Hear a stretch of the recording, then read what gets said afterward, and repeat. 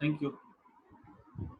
हमें ये लेंथ जो है ना पता होगी, ठीक है, क्योंकि हम यहाँ पे क्या करते हैं, जॉकी को रखते हैं, हम आगे पीछे जॉकी को स्लाइड करवाते हैं, एक ऐसा पॉइंट मिलेगा जहां पे जीरो डिफ्लेक्शन दिखाएगा ही दिखाएगा।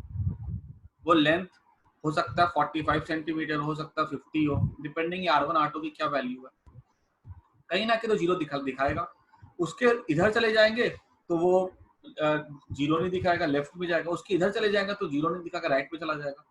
कहीं ना कहीं तो हमको ये मिलेगा ही मिलेगा जहाँ पे जीरो दिखाएगा। वो लेंथ हम यहाँ से निकाल सकते हैं, ठीक है।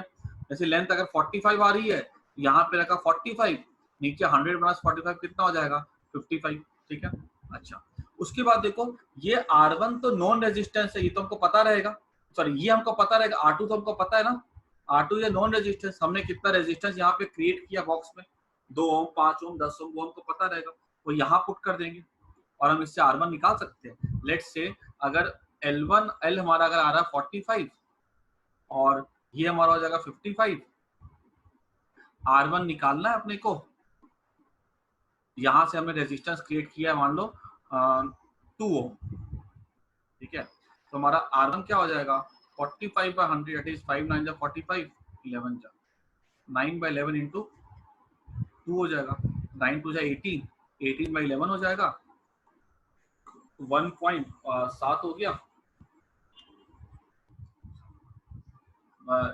7 66 बचा गया 1, 11 11, ठीक है। इतना ओम हो जाएगा ये रेजिस्टेंस, ठीक है। अगर 45 पे आ रहा है तो हम इस अननोन रेजिस्टेंस को तो निकाल सकते हैं, ठीक है। समझ में आ गई मेरी बात, ठीक है। अब इसको मैं लिखवा भी देता हूँ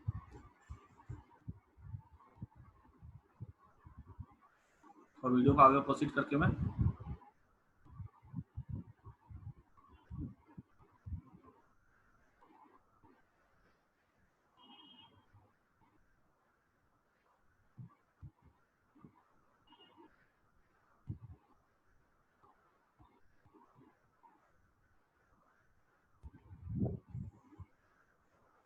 लिखा ना यहाँ पे AJ L1 by L, क्योंकि के कैंसिल हो जाएगा, तो ये देखो यहाँ से A से लेके J और J से लेके C।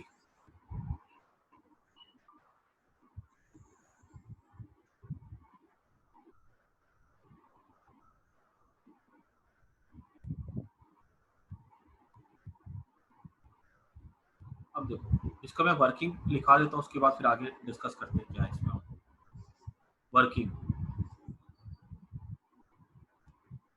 डिस्क्रिप्शन डायग्राम हो गया था पूरा। Position for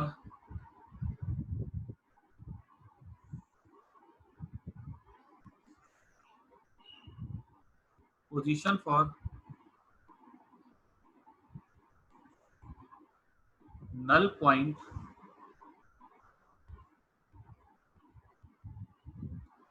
is searched, let it be L. Now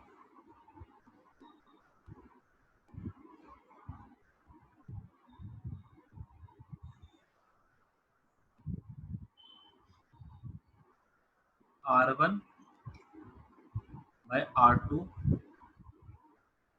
equal to, ये लेंथ कहाँ से, L यहाँ से, ठीक है, A से, तो जहाँ बैटरी का पॉजिटिव वाला ना वहां से ये L है, ठीक है, equal to L by 100 minus L, ठीक है। This implies that R1 equals to L by, यहाँ पे ना इसको K पुट कर दो, ठीक है, तो K is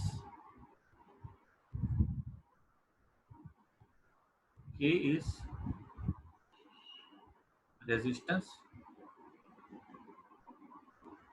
per unit length, ठीक है। K कट जाएगा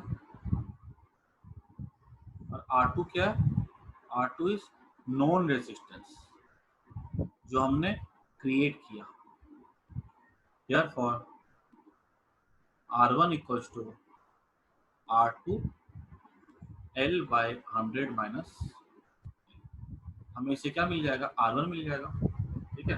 यही लिखा है इन्होंने।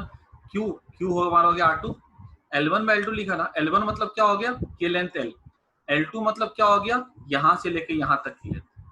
तो ये हमको पता, अगर लेंथ अगर 100 सेंटीमीटर है तो ये अगर L1 होगा तो ये 100 माइनस L1 होगा ना, हम उसको निकाल सकते हैं। और तुमको ना फिजिक्स लैब में बिल्कुल वरी करने की जरूरत नहीं है, बिकॉज जो स्केल होता है ना वो ऐसा लिखा होता है, 0 से लेके 100 लिखा होता है और यहाँ पे 0 से लेके 100 लिखा होता है। मान लो कि तुम्हारा बैलेंसिंग लेंथ अगर 45 है, ठीक है, तो यहाँ से यहाँ तक कितना है, 45 है, तो यहाँ पे इसके नीचे क्या लिखा होगा, ऐसे जाएंगे तो यहाँ 55 लिखा होता है, ऐसे जाएंगे ना तो 55 होगा। मैं 45 बाय 55 कर सकता हूँ, मुझे सब्ट्रैक्ट करने की भी जरूरत नहीं पड़ेगी, मैं स्केल को डायरेक्टली देख करके नीचे की वैल्यू को लिख सकता हूँ, ठीक है। और तुम चाहो सब्ट्रैक्ट करना तो 100 माइनस 45 कर दो, नहीं तो नीचे में देख लो वहाँ 55 लिखा होता है, तो इसलिए हमको कुछ घबराने वाली बात नहीं होती है, ठीक है। वर्किंग हो गया, उसके बाद आगे देख लो।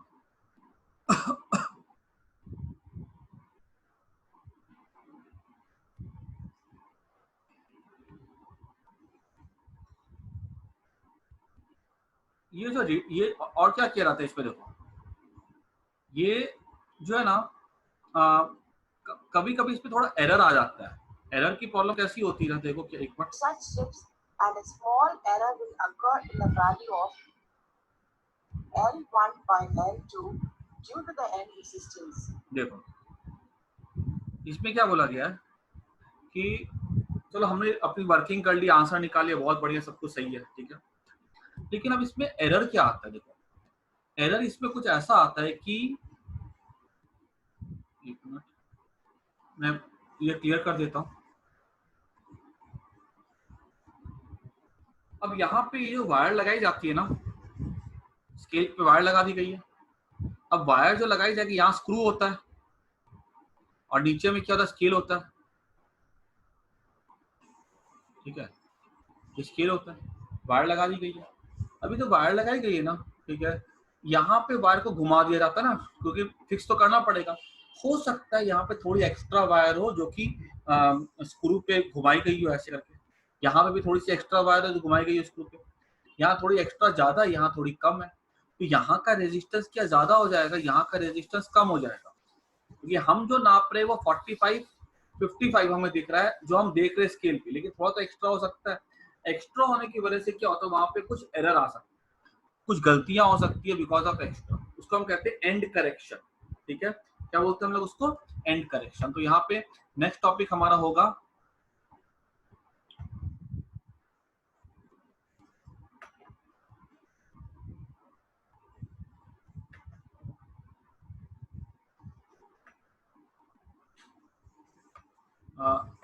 एरर्स। एरर्स कैसे हो सकते हैं, पहला एरर होता है एंड करेक्शन, ठीक है। And correction means extra wire at ends इधर can create extra resistance।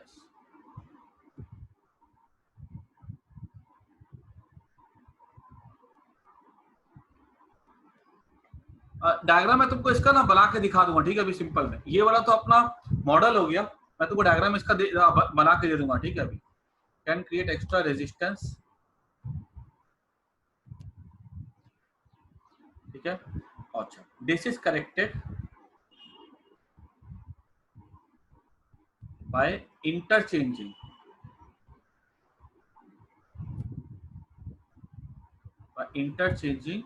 R1 and R2 and finding average resistance. मतलब क्या करते हैं कि ये जो P है ना, इसको इधर रख दो और रेजिस्टेंस बॉक्स को इधर रख दो, फिर हम क्या करेंगे, फिर से हम P की वैल्यू को निकालेंगे, ठीक है। यहाँ अब P को जब इधर रखेंगे, फिर ये लेंथ को, फिर ये लेंथ को देखेंगे, ठीक है, फिर निकाल लेंगे आंसर, ठीक है। P को इधर कर दो, R को इधर कर दो, इधर का लेंथ निकालो, फिर इधर का लेंथ निकालो, फिर P की वैल्यू को निकाल लो। मान लो पहले P की वैल्यू आ रही थी,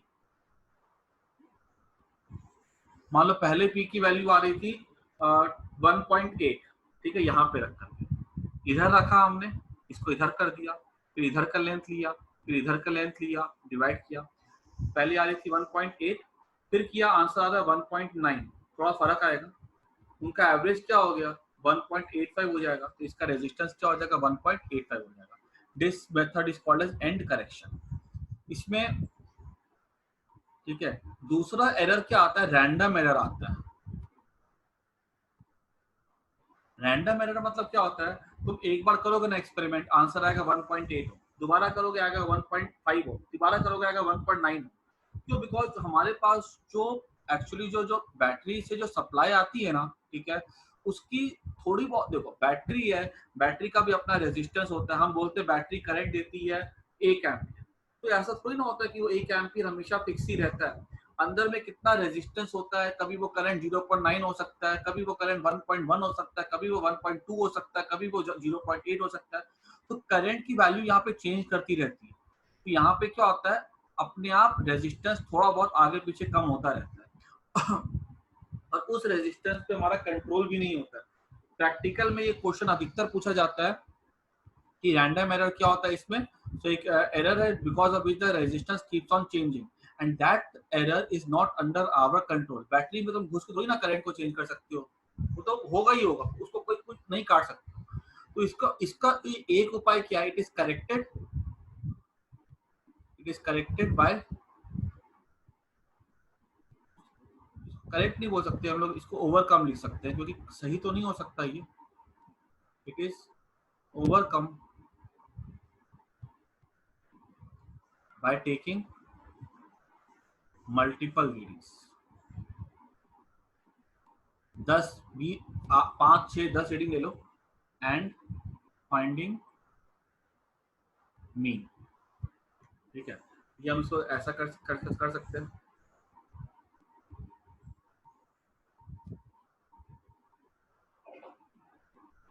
तो इसको इंटरचेंज किया ना, इंटरचेंज क्यों किया, ताकि ये वाला एंड करेक्शन वाला करने के लिए। ठीक है, इनको इधर कर दिया, इसको इधर कर दिया।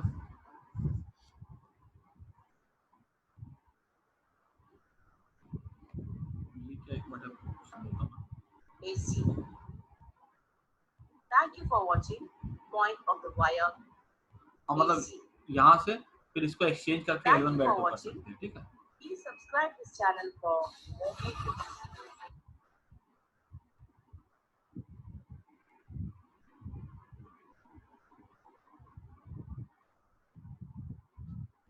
ठीक है, तो वहां से हमको समझ में आ गई है। ठीक है, अब अगर हमको एग्जाम में एक क्वेश्चन अगर आ जाता है तो कैसे हम इसका डायग्राम बना के आएंगे एग्जाम के लिए, जरा देख लो उस चीज को। एग्जाम में डायग्राम कैसे बनाना है इसका।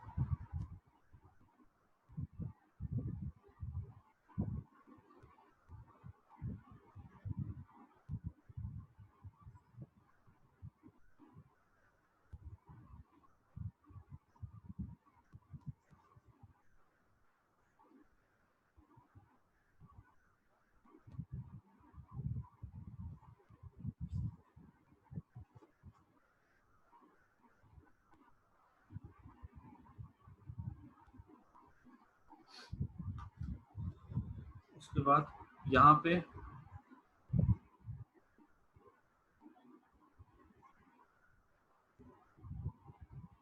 ये हमारी हो जाएगी स्ट्रिप।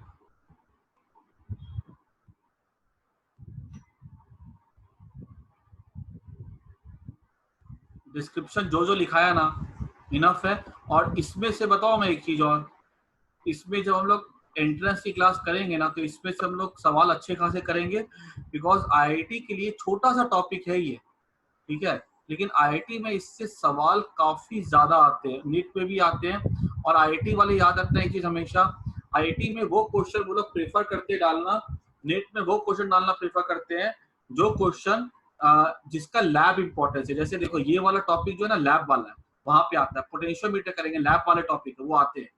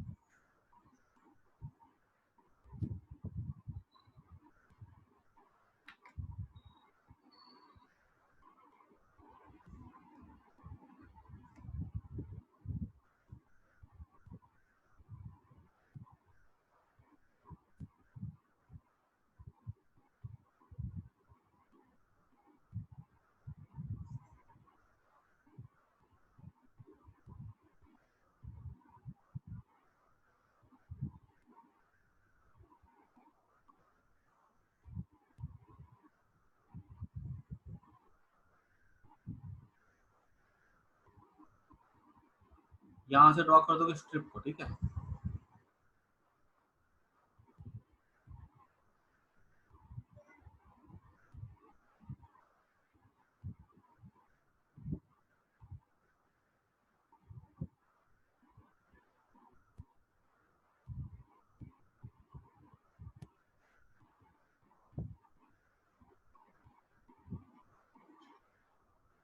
ये हमारा मेटेलिक स्ट्रिप हो जाएगा ऐसा।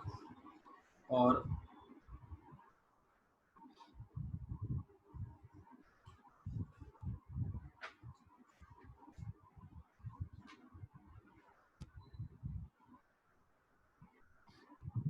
यहाँ पे इसको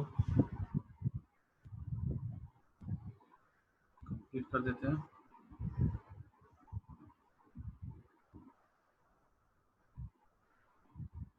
ठीक है।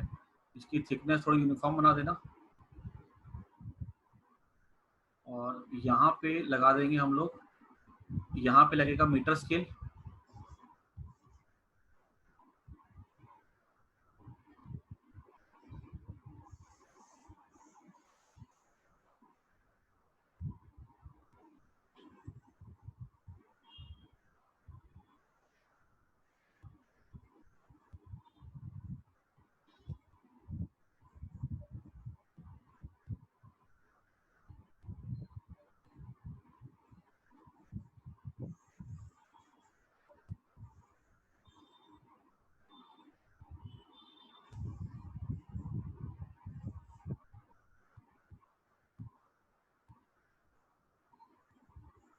ठीक है, यहाँ पे लगे metre scale.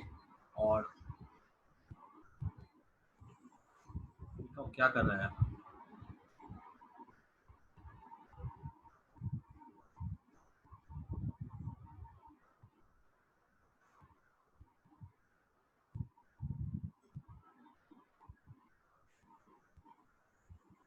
Copper plate contribute कर सकते हैं, कई थिकनेस ज्यादा कई थिकनेस कम हो सकती है, हो सकता है वो।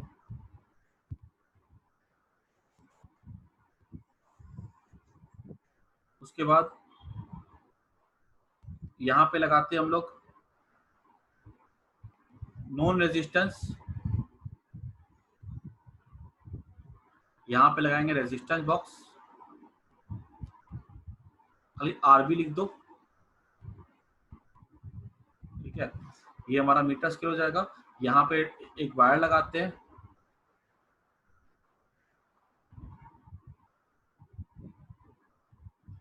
ठीक है, ये वायर लगा दी हमने यहाँ पे। अच्छा, उसके बाद यहाँ पे लगाते हैं गैल्वेनोमीटर, ठीक है। और यहाँ पे लगाते हैं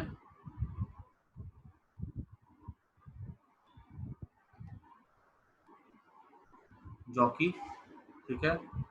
फिर यहाँ से लेकर के जाएंगे एक वायर को ऐसे। अच्छा, यहाँ पे एक चीज और लगाएंगे, high resistance,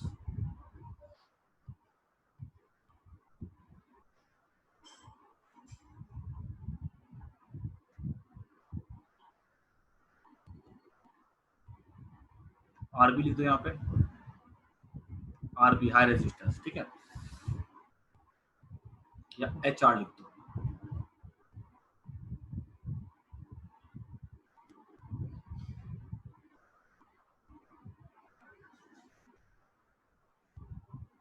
H high resistance, ठीक है। यहाँ से क्या होगा, यहाँ से निकलेगी एक तार, इसको यहाँ से भी निकाल सकते हो, यहाँ से भी निकाल सकते हो, कोई दिक्कत नहीं है। और यहाँ पे लगा देंगे हम लोग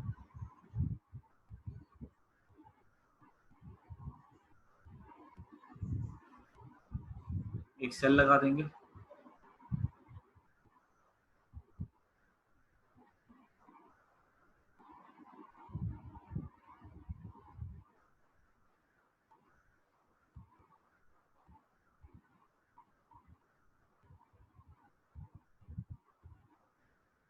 एक सेल लगा देंगे, और यहाँ पे लगा देंगे की, ठीक है। लेबल कर देंगे यहाँ पे अननोन, यहाँ पे लिख देंगे हम लोग R1 अननोन रेजिस्टेंस,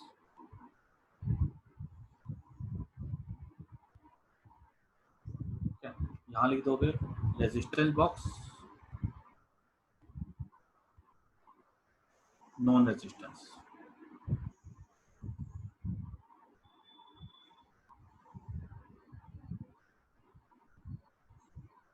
उसके बाद ये लिख देंगे मीटर स्केल, उसके बाद ये लिख देंगे manganese wire,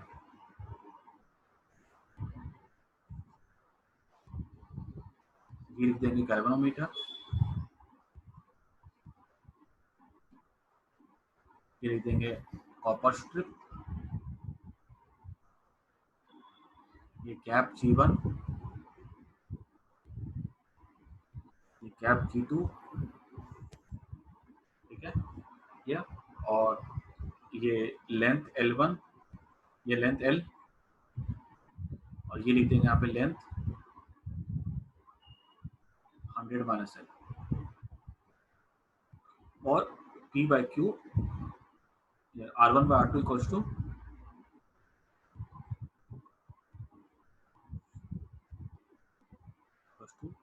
L by 100 minus L। ये डायग्राम तुमको अपने नोटबुक पे ड्रॉ कर लेना है। अगर एग्जाम में आता है ड्रॉ करने के लिए, ये डायग्राम को हम सिंपल है बना करके आ सकते हैं। ये थोड़ा सा इसकी लेंथ बराबर रखना, ठीक है। थिकनेस स्केल होगा तुम्हारे पास, तुम फटाफट ड्रॉ कर दोगे पेंसिल से, ठीक है। वहाँ पे तुम्हारा एक पूरा डायग्राम, ठीक है, इसको नोट कर देना, ठीक है। This is our diagram. उस समय ड्रॉ नहीं किया मैंने, मॉडल था अपने पास। तो ये अपना टॉपिक जो है खत्म होगा, ठीक है।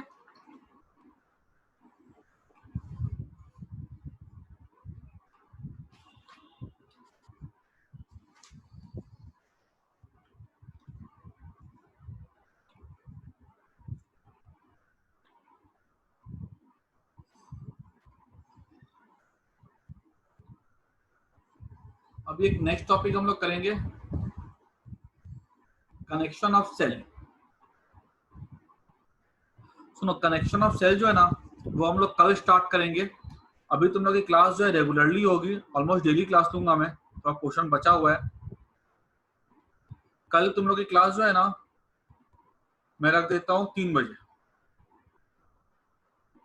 अच्छा, कुछ बच्चों का मैथ्स होगा ना कल, अगर मैं क्लास रख दूं, अगर मैं